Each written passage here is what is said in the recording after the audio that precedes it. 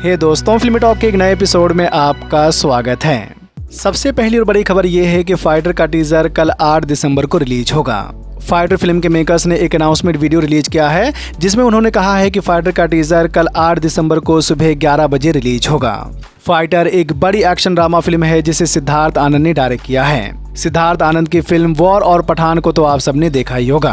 War और पठान की तरह ये भी एक बड़ी एक्शन फिल्म होगी, लेकिन इस फिल्म में कुछ ऐसे एक्शन सीन होंगे जो आज तक किसी भी इंडियन फिल्म में नहीं देखे गए हैं। भाई सिद्धार्थ आनंद की फिल्म है तो कुछ भी हो सकता है। ऋतिक रोशन फिल्म के लीड रोल में होंगे, वहीं दीपिका पादुकोण और अनिल कपूर अहम भूमिका में नजर आएंगे। तो फाइटर का टीजर कल 8 दिसंबर को रिलीज होगा और ये फिल्म 25 जनवरी 2024 को रिलीज होगी। इंटरेस्टिंग बात यह है कि ऋतिक रोशन की ये फिल्म 3D में भी रिलीज होगी। जी हाँ, काफी टाइम हो गया है कोई बड़ी इंडियन फिल्म 3D में नहीं आई है, तो देखना होगा कि ऋतिक रोशन की ये फिल्म कैसी होती है। दुनिया में मिल जाएंगे आशिक कई, पर वतन से हसी सनम नहीं होता। दूसरी बड़ी खबर यह है कि डायरेक्टर प्रशांत नील ने KGF 3 की कहानी लॉक कर दी है और कहा है कि KGF 3 की शूटिंग NTR 31 के बाद स्टार्ट होगी। अभी प्रशांत नील सालार फिल्म में बिजी हैं जिसे 2 पार्ट में रिलीज किया जाएगा।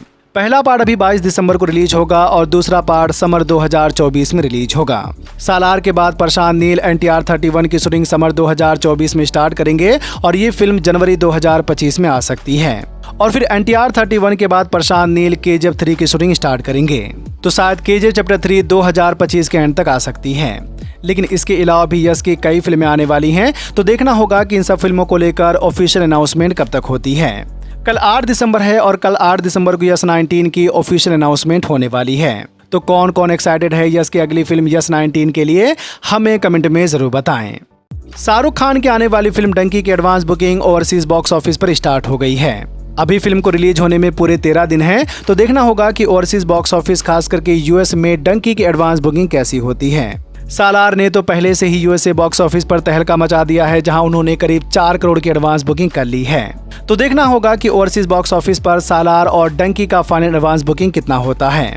मैं आप सब जानना चाहूंगा कि आपके हिसाब से कौन सी फिल्म बाजी मारेगी। ये कहानी मैंने शुरू की थी तो खत्म भी मैं ही करूंगा। ये खबर सुनकर आपको काफी दुख होगा कि पुष्पा फिल्म में केशव का रोल प्ले करने वाले एक्टर जगदीश प्रताप को एक फीमेल जूनियर आर्टिस्ट के आत्महत्या के मामले में गिरफ्तार किया गया है।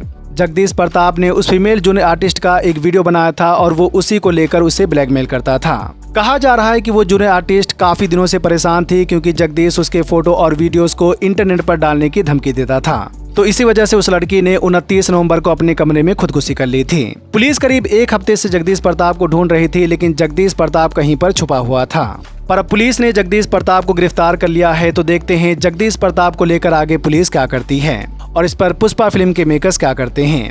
पुष्पा की तरह पुष्पा 2 में भी जगदीश प्रताप अल्लू अर्जुन के साथ नजर आएगा, लेकिन अब इस केस के बाद क्या होगा तो वो हमें आने वाले कुछ दिनों में पता चलेगा। देखते हैं जगदीश प्रताप को लेकर आगे क्या होता है। खबरों की माने तो the last of us season 2 को 2025 में रिलीज किया जाएगा। द लास्ट ऑफ अस का सीजन 1 2023 के शुरू में रिलीज हुआ था, जिसे काफी पसंद किया गया था। पेड्रो पास्कल की ये सीरीज एक सर्वाइवल थ्रिलर सीरीज है जिसे अभी IMDb पर 8.8 की रेटिंग मिली है। तो सीजन 2 की शूटिंग फरवरी 2024 में स्टार्ट होगी और ये सीरीज 2025 में रिलीज होगी। काफी अच्छी सीरीज है जिसे अगर आपने नहीं देखा है तो ये सीरीज जियो सिनेमा पर अवेलेबल है, जिसे आप अभी हिंदी डब में देख सकते हैं। इस सीरीज में आपको टोटल 9 एपिसोड देखने को मिलेंगे और वेलकम टू डेरी भी 2025 में रिलीज होगी। Welcome to Derry horror thriller film It की प्रीक्वल होगी, जिसमें हमें इट चैप्टर 1 के पहले की कहानी देखने को मिलेगी। 2017 में रिलीज हुई इट और 2019 में रिलीज हुई इट चैप्टर 2 को तो आप सबने देखा ही होगा।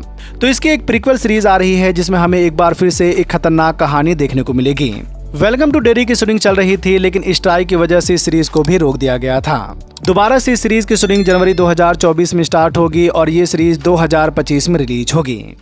वरुण तेज और मानुषी चिल्लर की आने वाली फिल्म ऑपरेशन वैलेंटाइन की रिलीज डेट पोस्टपोन्ड हो गई है। ऑपरेशन वैलेंटाइन 15 दिसंबर को रिलीज होने वाली थी, लेकिन फिल्म के मेकर्स ने कहा है कि अब ये फिल्म 15 दिसंबर को नहीं रिलीज होगी। क्यों पोस्टपोन्ड हुई है तो इस बारे में भी कोई भी जानकारी नहीं दी गई है। शायद इस वजह से पोस्टपोन्ड हुई है क्योंकि फिल्म का उतना नाम नहीं है और आगे 3 बड़ी फिल्में आने वाली हैं। तो फिल्म के मेकर्स बिल्कुल भी रिस्क नहीं लेना चाहते हैं। नई रिलीज डेट अभी अनाउंस नहीं की गई है, लेकिन अब ये फिल्म 2024 में ही रिलीज होगी। तो देखते हैं ऑपरेशन वैलेंटाइन की नई रिलीज डेट क्या होती है। कल्याण राम की आने वाली फिल्म डेविल की रिलीज डेट कंफर्म हो गई है। डेविल एक पीरियड एक्शन एडवेंचर फिल्म है जिसमें कल्याण राम एक ब्रिटिश एजेंट के रोल में नजर आएंगे। ट्रेलर अभी नहीं आया है, लेकिन इस ग्लिम्स को देखकर लग रहा है कि फिल्म कुछ तो इंटरेस्टिंग होने वाली है। तो देखते हैं डेविल फिल्म की कहानी कैसी होती है।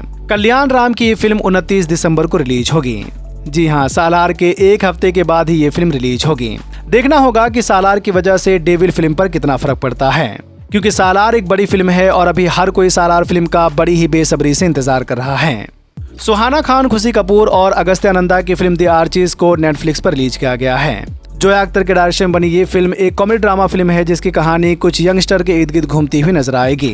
कैसे कुछ यंगस्टर एक पार्क को बचाते हैं ये आपको आगे इस फिल्म में देखने को मिलेगा। ज्यादा कुछ नहीं है, लेकिन अगर आप 3 नए स्टार को देखना चाहते हैं तो आप अभी इस फिल्म को नेटफ्लिक्स पर देख सकते हैं। वरुण धवन की आने वाली सीरीज सिटाडेल समर 2024 में रिलीज होगी। ये रिचर्ड मैडन और प्रियंका चोपड़ा की सीरीज सिटाडेल की इंडियन स्पिन ऑफ होगी, जिसमें वरुण धवन और समांथा रुत प्रभु लीड रोल में नजर आएंगे। सीरीज की शूटिंग चल रही है जिसे हम सबके favourite director Raj and D के डायरेक्ट कर रहे हैं। तो फैमिली मैन, फर्जी और गन्स एंड गुलाब की जोरदार सफलता के बाद अब राज एंड डी की अगली सीरीज समर 2024 में रिलीज होगी। बॉक्स ऑफिस कलेक्शन की बात करें तो रणबीर कपूर की फिल्म एनिमल ने सिर्फ 6 दिनों में इंडियन बॉक्स ऑफिस पर 314 करोड़ 50 लाख का कलेक्शन कर लिया है। हिंदी में 278 करोड़ 46 लाख का कलेक्शन किया है और साउथ में 36 करोड़ की कमाई की है। तो एनिमल ने इंडियन बॉक्स ऑफिस पर 314 करोड़ का नेट कलेक्शन कर लिया है। ग्रोस कलेक्शन 374 करोड़ है और ओवरसीज बॉक्स ऑफिस पर इस फिल्म ने 153 करोड़ का कलेक्शन किया है। तो 100 करोड़ के बजट में बनी इस फिल्म ने पिछले 6 दिनों में वर्ल्ड वाइड बॉक्स ऑफिस पर 527 करोड़ का कलेक्शन कर लिया है। जी हाँ, 6 दिनों में ही एनिमल ने वर्ल्ड वाइड बॉक्स ऑफिस पर 500 करोड़ का कलेक्शन कर लिया है। देखना होगा कि अब बाकी 500 करोड़ तक पहुंचने के लिए इस फिल्म को कितना टाइम लगता है। एक्शन पापा। पापा पापा पापा सुनाई दे रहा है? बेरा नहीं हूं मैं। सैम बहादुर की बात करें तो विकी कौशल की फिल्म सैम बहादुर ने कुछ खास कलेक्शन नहीं किया है। कहना गलत नहीं होगा कि एनिमल की वजह से फिल्म का कलेक्शन उतना नहीं हुआ है जितना कि होना चाहिए था। सैम बहादुर ने पिछले 6 दिनों में इंडियन बॉक्स ऑफिस पर 35 करोड़ 30 लाख का कलेक्शन किया है। ग्रोस कलेक्शन 42 करोड़ है और ओवरसीज बॉक्स ऑफिस पर इस फिल्म ने लगभग 8 करोड़ की कमाई की है। तो 55 करोड़ के बजट में बनी सैम बहादुर ने 6 दिनों में वर्ल्ड वाइड बॉक्स ऑफिस पर लगभग 50 करोड़ का कलेक्शन कर लिया है। देखना होगा कि लाइफ टाइम में ये फिल्म कितनी जाती है। हम रहें या ना रहें, हमारी इस वर्दी का गौरव हमेशा रहेगा। मैं आप सब जानना चाहूंगा कि अगर सैम बहादुर एनिमल के साथ क्लैश ना होती और अगर ये फिल्म सोलो रिलीज हुई होती तो आपके हिसाब से सैम बहादुर का कलेक्शन कितना होता, हमें कमेंट में जरूर बताएं। वीडियो को लाइक करें, अपने दोस्तों के साथ भी फेसबुक, व्हाट्सएप, ट्विटर पर जरूर शेयर करें और चैनल को सब्सक्राइब करना तो बिल्कुल ना भूलें। धन्यवाद।